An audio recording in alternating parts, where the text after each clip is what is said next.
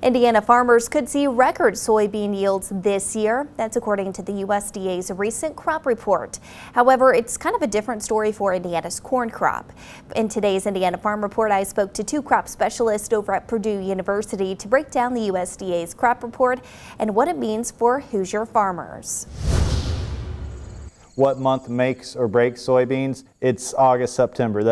Those two halves of those months, that's the 30-day period that makes or breaks soybeans. Sean Castile says it's a critical time for soybeans right now, but if things stay on track, the USDA's crop report says Indiana farmers could see record-breaking soybean yields. For Indiana, they put us at 60 bushels per acre, which would be a record. The report also shows more acres of soybeans will be harvested this year compared to corn. Indiana farmers anticipate harvesting 5.83 million acres of soybeans this year, up 190,000 acres from last year. We're nearly a million acres higher than corn this year, and I do think a large part of that's probably due to the fertilizer prices, nitrogen in particular on the corn side. Purdue Extension corn specialist Dan Quinn agrees. Prices and availability for nitrogen fertilizer in particular was a big factor for farmers when deciding what to plant this year. With, fertilizer prices being double, nitrogen demand for corn crop, that's pretty significant for a lot of farmers. So there's probably a lot of farmers that decided to move to soybeans this year rather than plant corn due to those concerns.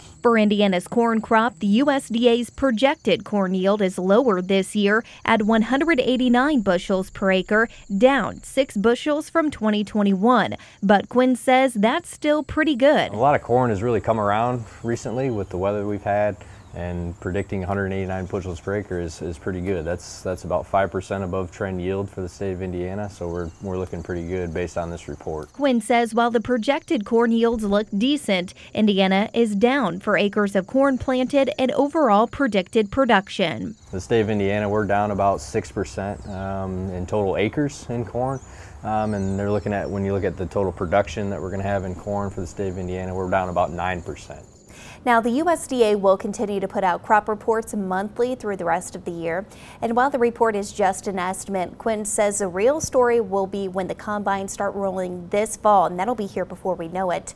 And farmers will really get the opportunity to see what those yields will be.